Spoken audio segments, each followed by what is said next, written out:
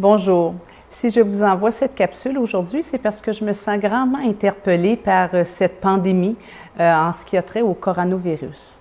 Alors, sachez que je ne suis pas médecin et je ne rejette pas la médecine conventionnelle et toute approche dite allopathique. Je pense que se laver les mains, comme on nous le conseille, restera toujours un bon moyen préventif et aussi un bon moyen pour empêcher de contracter tout virus ou toute bactérie. Parce que la quantité de fois qu'on se met les mains dans le visage, qu'on met notre doigt dans notre bouche, alors tout ça fait que se laver les mains est pour moi un bon moyen préventif. Et puis aussi, comme on nous le suggère, éviter les poignées de main, les accolades. Moi, je dis tout le temps, je vais vous aimer de loin. Donc, éviter ce genre de comportement. Puis, il ne faut pas non plus sous-estimer aussi les huiles essentielles qui peuvent être, certaines peuvent être très bonnes pour les virus, donc des antiviraux et même booster votre système immunitaire. Je ne suis pas une spécialiste des huiles essentielles. Il y a plein de gens qui peuvent vous aider là-dedans, comme des aromathérapeutes et autres. Mais le but de cette capsule est que, n'étant pas médecin, comme je le disais, par contre, je suis praticienne en énergie et j'utilise une approche très spirituelle et très énergétique. Et qui dit énergie parle de taux vibratoire. Ça, c'est ma spécialité. Et on sait maintenant que pour être en bonne santé, en bonne vitalité, il faut un bon taux vibratoire. Et avec ma clientèle, je me rends compte que le taux vibratoire baisse, surtout lorsqu'on vit des choses difficiles à l'intérieur.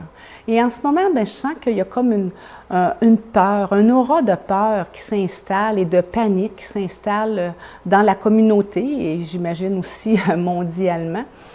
Et puis, ne voulant pas empêcher la médecine conventionnelle de vous proposer des choses, bien moi, j'aurais mon petit grain de sel à mettre. J'aimerais vous proposer quelque chose, que vous preniez conscience que la peur, la panique, l'inquiétude va juste baisser votre taux vibratoire. Et en baissant votre taux vibratoire, vous allez être de moins en moins dans votre pleine vitalité et là, bien, la santé peut décliner.